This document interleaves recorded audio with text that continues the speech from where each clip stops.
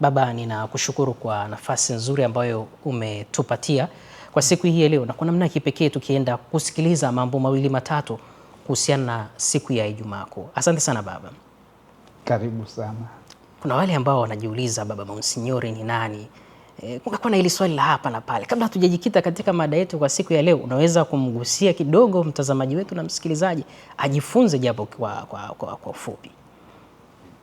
Ndiyo, tunapoongelea kuhusu Monsinyori, Ndiyo, hiki ni cheo cha heshima anachopewa padre. Yaani askofu wa jimbo anaweza kuwaombea mapadri wake kadhaa anavyotaka kwa Baba Mtakatifu, naye akiridhika na vigezo vyake vyote anatoa hati ya kumwinua huyo padri kuwa katika hadhi ya umonsinyori. Ndiyo, na hiyo haina mamlaka yoyote kama vile maaskofu wanavyokuwa na mamlaka.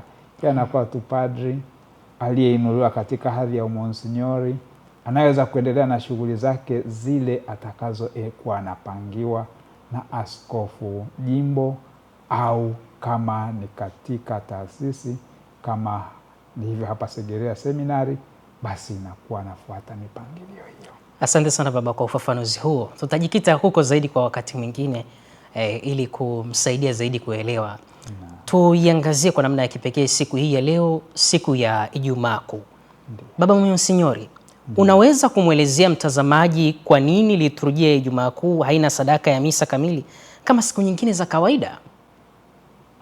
Ndiyo, ili tulielewe hilo vizuri, baada ya kuwa tumeanza Juma Kuu, wiki takatifu kwa Dominika ya Matawi, inapofika Alhamisi Kuu jioni kunaanza maadhimisho ya siku tatu kuu, Triduum zinaitwa. Ndiyo, ambapo kwa kweli ni adhimisho moja linaloanza kwa misa ya Alhamisi Kuu jioni. ndiyo, Na kimsingi kwenye liturujia ni ibada hiyo hiyo itakayoendelea siku ya leo ya Ijumaa Kuu. ndiyo, Na hiyo ibada bado itaendelea mpaka vigilia ya Pasaka. ndiyo. Tungesema ni ibada ndefu inayoanza kwa jina la Baba itakayofanywa Alhamisi Kuu jioni, sio ile asubuhi, misa ya jioni. Ndiyo, itaendelea Ijumaa Kuu. Ndio maana Ijumaa Kuu kwa kweli watu wanaingia kanisani kimya kimya tu. ndiyo. Hamna kitu, pade hanzi kwa jina la Baba wala nini, anaanza tu na tuombe, mambo yanaendelea, na mwishoni haagi watu. Ndiyo, maana ni ibada ile ile inaendelea mpaka kwenye ufufuko, ile mtakapoambiwa nendeni na amani, haleluya haleluya, ndipo ibada hiyo ndefu inakamilika. Kwa hiyo Ijumaa Kuu Kristo mwenyewe anaambwa msalabani, yeye ambaye ndiye sadaka ya wokovu wetu.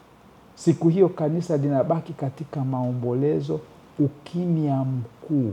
Siku hiyo hamna maadhimisho bayana ya sakramenti, ila tu kuwapelekea wagonjwa Ekaristi Takatifu, na kama ni mazishi hayatakuwa wala na ibada ya misa.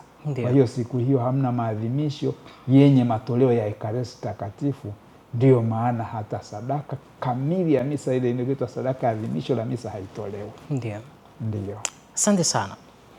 Tuangazie kwa namna ya kipekee sehemu ya mwanzo ya ibada ya Ijumaa Kuu. Mapadri huwa wanalala kifudifudi mbele ya altari. Ni kwa nini tunafanya tendo lile? Ile ibada, na ndivyo inavyoshangaza, ndivyo inavyoanza. Anaingia kimya kimya, napiga magoti, analala kifudifudi. Hii inaweza pia kutukumbusha siku ya upadrisho. Ndiyo. Padri au mpewa daraja hilo analala chini, litania ikiimbwa. Kulala chini ni tendo la kuifia dunia, mortification, anaifia dunia. Lakini siku hiyo kwa kweli ni kutambua kwamba Mwokozi wetu anajitoa katika upeo wake kabisa wote, amekufa kwa ajili ya wokovu wetu. Ndio muda wa tafakari anayoanza nayo padre, nayo kwamba kuna kufia yote kwa ajili ya wokovu wetu. Ndiyo. Hasa hilo ndio wazo kuu linalotawala. Tuelekee katika kwa namna ya kipekee liturujia ya neno la Mungu. Ndiyo. Kwa nini injili ya mateso ya Bwana husomwa kwa mtindo wa masimulizi ya wahusika wengi? Mateso makali ya Bwana wetu Yesu Kristo. Ni kwa nini tunafanya vile, Baba Monsinyori? Ni kweli hii ni kuboresha au kuwafanya watu wasikie ule ujumbe kwa kinywa cha kingonjera, Ndiyo. cha nyimbo na ule mtindo. Na huu mtindo ulianza hasa karne ya 4. Hata nyimbo zile sekwenzia au ile mbali kule nasikia, ni namna hiyo walikuwa wanajibizana. Sasa mateso na siku ya Ijumaa Kuu yanasoma ya mtakatifu kadiri ya Injili ya Mtakatifu Yohane, yale yana majibizano mengi. Ndiyo. Sasa yale majibizano yanapopewa watu mbalimbali, sauti zinavyobadilika, hata melodi za kuimba zinavyobadilika, inamfanya msikiaji asikie vizuri. Na kwa kweli ndio sehemu ambayo pia watu wengi wanaikumbuka sana, kwa sababu kama swali la Pilato limewekwa hivi, jibu la Yesu limewekwa kwa besi kidogo, msimulizi kwa namna hii, watu wengi kwa namna yao. Sasa ile inazama akilini zaidi kuliko ikiwa imesomwa tu. Ni mbinu nzuri, ilianza huko karne ya 4 na imeendelea ikaboreshwa sana, na kwa kweli masimulizi yako kitaalam sana. Gregorian chant tunaita, wataalamu waliotunga muziki wa kikanisa. Baba Monsinyori, utakubaliana nami kwamba moja ya sehemu ambazo zimekuwa zikileta hali ya maswali na kutoka kwa Wakristo wenzetu wa madhehebu mengine ni ibada ile ya kuabudu msalaba. Kwanza, ni kweli tunaabudu msalaba, lakini pia kwa namna ya kipekee ina umuhimu gani kwa maisha ya Mkristo Mkatoliki? Ni kweli siku hiyo neno linalotumika kabisa ni kuabudu msalaba. Kuna wengine wanapata kigugumizi hapa na pale wakisema labda tuite tu kuheshimu msalaba au nini, lakini kule kunakoitwa kuabudu msalaba ni kwamba hatuabudu kwa kweli mti wa msalaba kama mti wa msalaba, bali ni mti wa msalaba ambao wokovu wa dunia umetundikwa juu yake.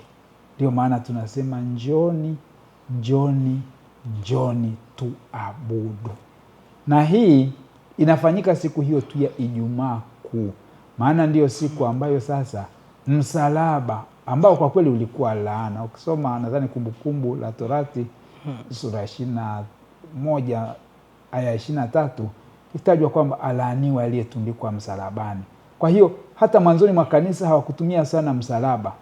Msalaba umekuja kutumika zaidi kwenye karne ya 4 baada ya Mtakatifu Helena, mama wa Kaisari Konstantini Mkuu, alipoenda Yerusalemu na kugundua ile msalaba ilikuwa 3 na wa Yesu halisi ukagundulika, ule msalaba ukageuka kuwa kweli bendera ya Ukristo wetu, ishara ya wokovu wetu, na kuanzia hapo ikaanza sikukuu za kutukuka kwa msalaba. Ndiyo. Sasa hiyo ni tofauti kidogo, lakini ile siku ya Ijumaa Kuu pale tunafanya tendo la kuuabudu msalaba ambao wokovu wa dunia umetundikwa juu yake.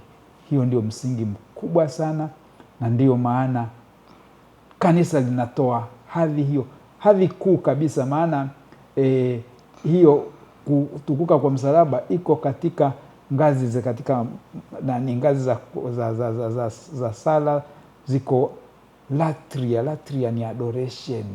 Hivi vingine vyote viko kwenye ngazi ya Julia. Julia ni heshima kama kwa watakatifu, na katika heshima za watakatifu iliyokuwa ya juu sana ni ya Mama Bikira Maria, inaitwa Hyper Julia.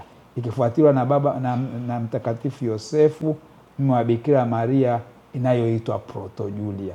Hizi nyingine zote kwa watakatifu na malaika zinaitwa tu Julia.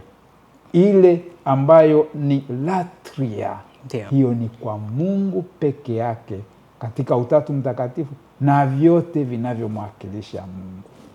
Baba Monsinyori, naendelea kukushukuru kwa majibu mazuri ambayo umeendelea kutupatia, na ninaamini yanamnufaisha kwa namna ya kipekee sana yule anayetutazama kwa siku hii ya leo. Tutazame tena sehemu nyingine ambayo nayo imekuwa pia na maswali kadha wa kadha. Swala la kama ambavyo inatuambia amri ya Kanisa, funga Jumatano ya Majivu, usile nyama siku ya Ijumaa Kuu. Ndio. Kwa nini hatuli nyama siku ya Ijumaa Kuu? Ni kweli swala la kufunga liko rahisi na wazi, kwa sababu dini nyingi zinafanya hivyo. Ndio. Inapokuja kwamba mtu asile nyama siku ya Ijumaa Kuu, na hii ni kwa kweli ni kwa kwetu tu, sehemu nyingine bado wanashikilia kwamba hata siku za Ijumaa. Ndio maana ukiangalia shajara nyingine za nje unakuta siku ya Ijumaa, na hasa Ijumaa za Kwaresima, kumechorwa visamaki, yaani kwamba samaki ndiye anaruhusiwa kuliwa siku hiyo ya Ijumaa. Lakini sisi kwa mazingira yetu sehemu nyingi ya Afrika na hasa Tanzania, kwa kweli tunashikilia bado ile hasa ya Ijumaa Kuu.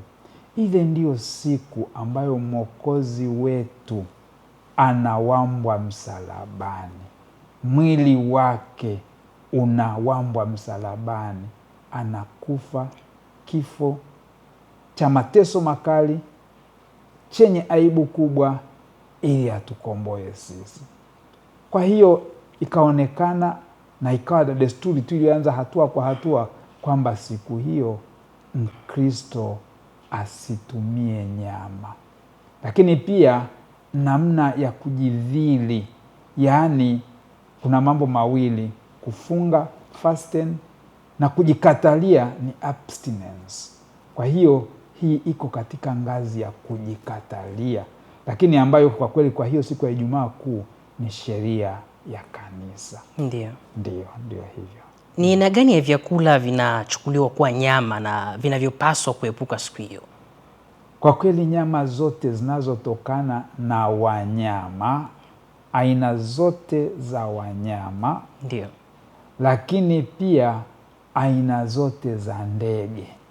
Kwa hiyo hizo aina mbili kwa kweli kama makundi makubwa ndizo zinazohesabiwa kuwa nyama ambazo siku ya Ijumaa Kuu mtu hapaswi kula. Ndio.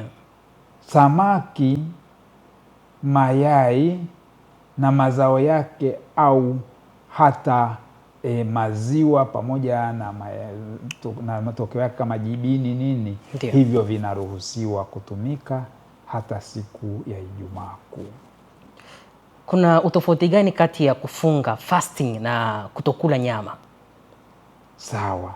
Fasting, ile kufunga, ni kwamba mtu hapo inahusiana na wingi wa chakula, yaani quantity, kwamba katika siku nzima labda kaida nakula milo 3, nipambane nibakie bila shaka na mlo mmoja. Ndiyo. Kwa hiyo hapo mtu anapunguza kiwango cha chakula anachokula katika siku, ajipe masaa mengi ya kuwa na njaa, kujisikia njaa, ili ajidhili, arudi ndani mwake, atafakari, apate pia kuonja mateso, kushiriki mateso ya Kristo, kushiriki pia mateso ya wengi duniani ambao mara nyingi hawapati chakula cha kutosha.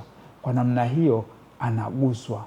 Sasa upande mwingine ni kama kujinyima, hiyo tunaita abstinence. Ndiyo. Yaani kwa mfano kutokula nyama, najinyima nyama. Hapo kwa kweli ni swala la aina uzuri wa chakula, tuingeita quality of the food, kwamba kitu hiki ni kitamu sana, kizuri sana, lakini najinyima. Kuna wanaojinyima Kwaresima kwa mfano, kwamba pombe, bia kwa mfano ni kitu kizuri sana, lakini sitakunywa. Hiyo ni abstinence. Chocolate sijui au keki nini ni kitamu sana, lakini Kwaresima hii sitatumia keki. Hiyo sasa ni kujinyima, ndio abstinence. Ndio. Kwa hiyo inajifanya pia mtu ajifunze kuacha vile vitu vya thamani ya juu sana, quality, vyakula vya quality, anavyojipanga kwamba hivi kwa majitoleo yangu, kwa kudhilisha mwili wangu, kipindi hiki sitatumia, au hasa siku kama ya Ijumaa Kuu. Baba, naendelea kukushukuru sana kwa majibu haya mazuri. Tunaelekea mwishoni. Ndio. Ni nani anayewajibika kwenye swala la amri hii ya kutokula nyama siku ya Ijumaa? Je, kuna kundi maalum ambalo linatazama kwa jicho la pekee, ambalo labda wazee ama wagonjwa? Naam, tofauti na kufunga. Kufunga ndio ambako kuna amri ambayo kwa kweli inaenda kamili kabisa na miaka. Ndio. Katika swala la kufunga, sheria za kanisa zimeweka kwamba kuanzia umri wa miaka 18 mtu anapaswa kufunga hizo siku zilizoainishwa za kufunga, na kwa kweli inaendelea mpaka mtu akiwa ametimiza mwaka wa 60. Ndio. Huko nyuma kulikuwa na hati nyingine, kwa kweli hata ilikuwa nasema kufunga kulikuwa kuanzia miaka 21, lakini sasa hii ya sasa iliyotokea sheria ya kanisa inafuta ile ya zamani, ni miaka 18. Hawa wengine wanaweza kualikwa kujifunza namna ya kufunga, lakini wao hawafanyi hivyo kwa kadiri ya sheria. Wao ni kwa kadiri ya matakwa yao.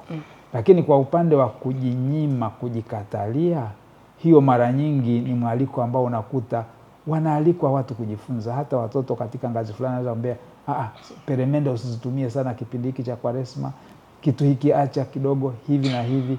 Hiyo inaweza kuendelea. Hiyo haina kikomo katika umaana labda tu kwa ajili ya afya, lakini mtu anaweza kuendelea kujinyima kitu fulani kwa faida ya kiroho, au kukua kiroho, au kwa ajili ya kushiriki mateso ya Kristo na mateso ya wengine waliowahitaji. Na ndio maana iwe kufunga, iwe kujikatalia, tunaalikwa hasa kipindi cha Kwaresma kwamba unachojinyima ukitoe kwa ajili ya wahitaji, wale wasio nacho. Si kwamba ulimrika hapo Kwaresma ikiisha, Pasaka ikesha kuja, haleluya ikaanza, ukaanza kufakamia.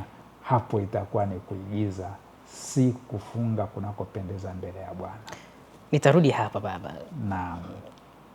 Kwa yule asiyefunga, ndio, katika kipindi cha siku 40 za Kwaresma, ndio, je, anatenda dhambi?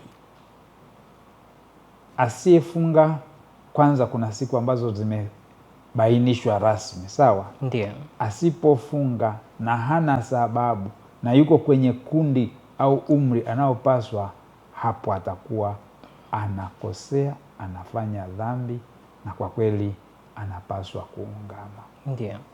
Sasa kwa hizi nyingine za kujinyima, hizo ni mwaliko ambao sasa watu wanajinyima kwa namna tofauti.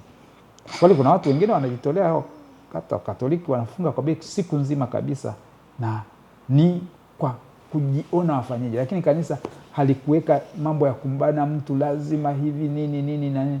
Kufunga kwetu ni kwa namna ya mtu mwenyewe kuelewa umuhimu wa kufunga, kushiriki katika mateso ya Kristo, mateso ya kanisa, yani watu wa Mungu wengine wanaoteseka sehemu mbalimbali, na kuwa tayari kutoa kile ambacho mtu amefunga ili kiwasaidie wale wahitaji. Kwa hiyo kwa kujinyima si sheria vile, lakini kwa kweli Kwaresma kama mtu anaishi maisha ya kifahari, luxury tuite, anakula vitu na kunywa yani kupindukia, hiyo pia si matakwa ya kanisa, tungesema ni chukizo pia mbele ya Mungu. Monsignor, naomba nikurudishe nyuma kidogo. Na tunaendelea kuliangazia swala hili la kufunga. Ndio. Kwa namna ya kipekee kwa Wakristo wa Katoliki. Ndio. Mkristo Mkatoliki anapaswa afunge kwa mtindo ama muundo wa namna gani? Naomba nieleze kidogo. Ndio. Kuna ndugu zetu wa Kristo wa Katoliki ambao anafunga asubuhi mpaka jioni. Ndio. Labda saa 11 au saa 12. Ndio. Anapata chakula. Ndio. Anakula vizuri, anakwenda kupumzika.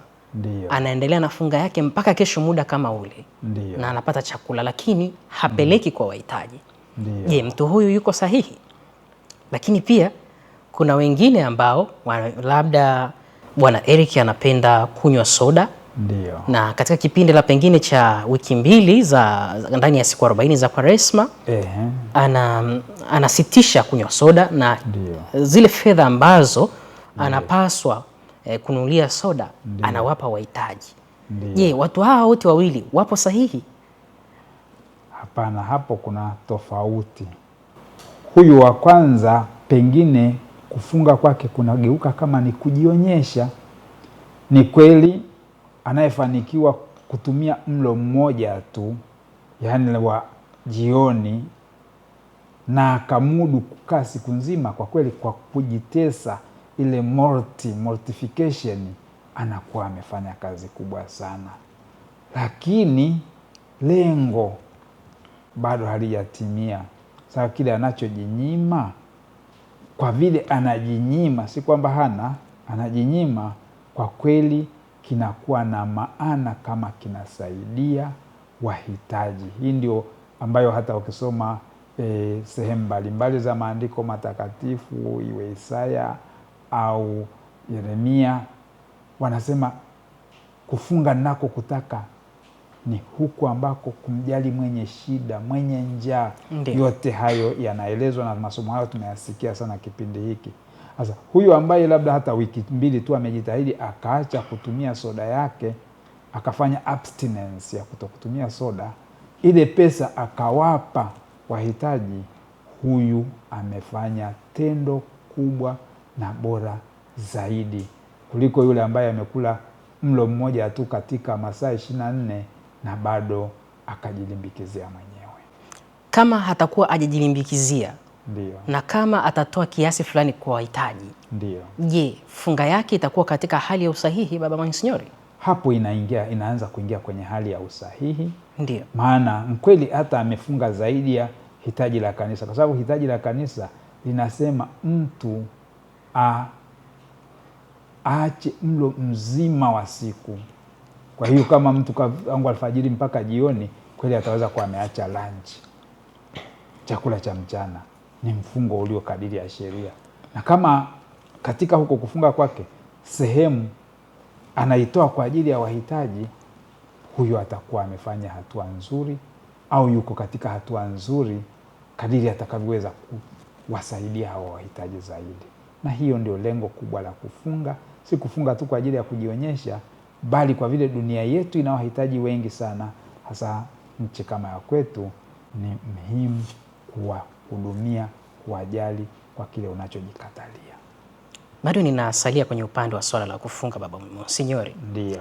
Kumekuwa na maswali ambayo wakati mwingine yamekuwa katika hali ambayo sio sahihi, hasa kwa upande wa wanandoa.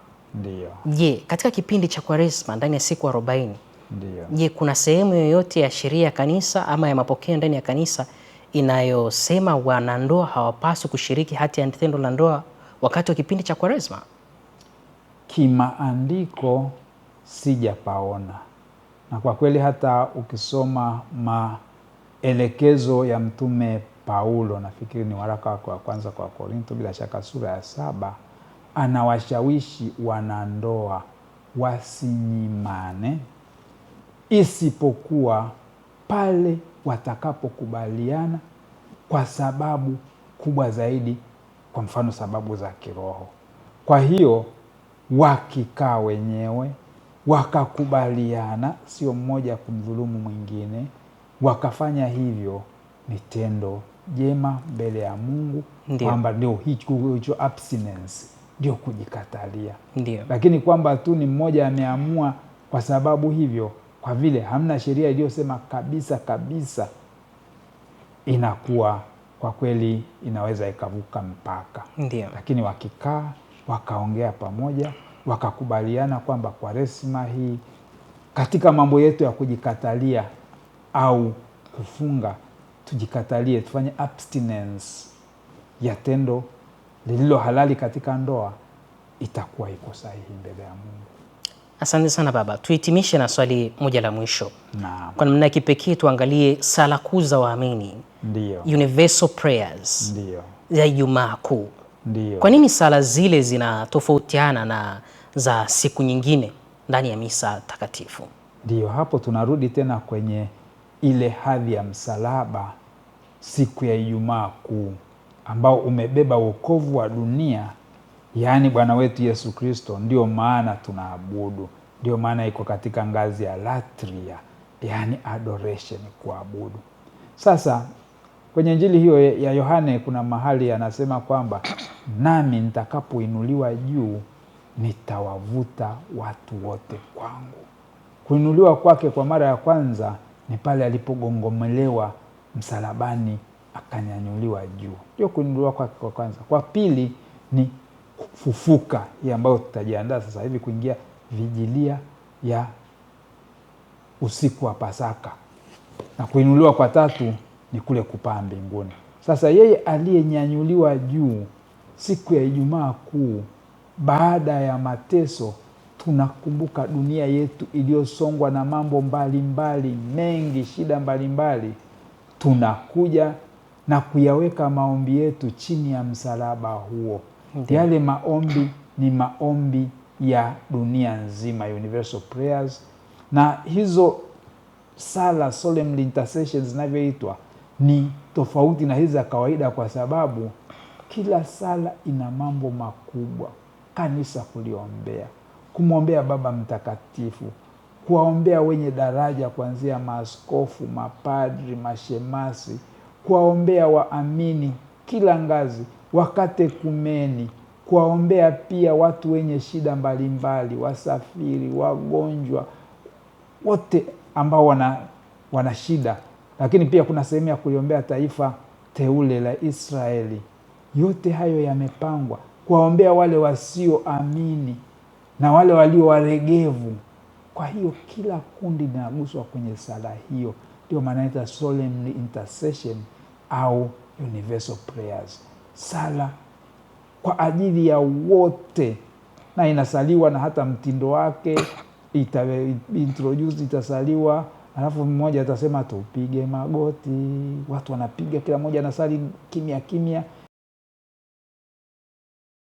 wanainuka, inasaliwa sala hiyo. Kwa hiyo ni maombi makubwa, maombi ya siku maalum ambayo ndio maombi makubwa kuliko mengine yote katika liturujia zetu.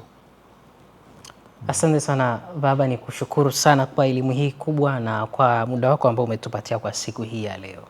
Asante sana. Kuna lolote ambalo ungependa kumwambia msikilizaji wa Radio Maria Tanzania ambalo sijakuuliza hapa kwa siku hii ya leo? Kwa kweli ni zaidi kumtakia kila mmoja kuendelea kuzama katika fumbo hili la Pasaka. Maana hili ndio fumbo linaloupa Ukristo wetu maana. Paulo anaandika katika waraka wake wa kwanza kwa Korinto, fikiri sura ya 15, kwamba kama hamna ufufuo wa wafu, basi mahubiri yetu ni bure na imani yenu ni upumbavu mtupu. Lakini kwa hakika Kristo amefufuka katika wafu, tunda au thibitisho kwamba wale waliolala mauti nao watafufuka kwa Kristo. Kwa hiyo kwa namna hiyo namwalika kila mmoja, kama ilivyoanza Alhamisi Kuu, ibada hii inavyoendelea Ijumaa Kuu na itakavyoendelea Jumamosi Kuu kutangaza ufufuko, kila mmoja azame katika mateso, kifo na ufufuko wa Bwana. Na kwa namna hiyo niwatakie nyote Pasaka njema. Asante sana baba. Asante. Mtazamaji, ndivyo ambavyo tunatia nanga katika kipindi maalum leo, ikiwa ni siku ya Ijumaa Kuu. Tumekuwa na Baba Monsignor Novatus kutoka hapa Seminari Kuu ya Mtakatifu Karol Lwanga, Segerea, Jimbo Katoliki la Dar es Salaam. Mimi ni Eric Pasco Jr. nikiwa naye John Albert Sanki. Asante na kwaheri kwa leo.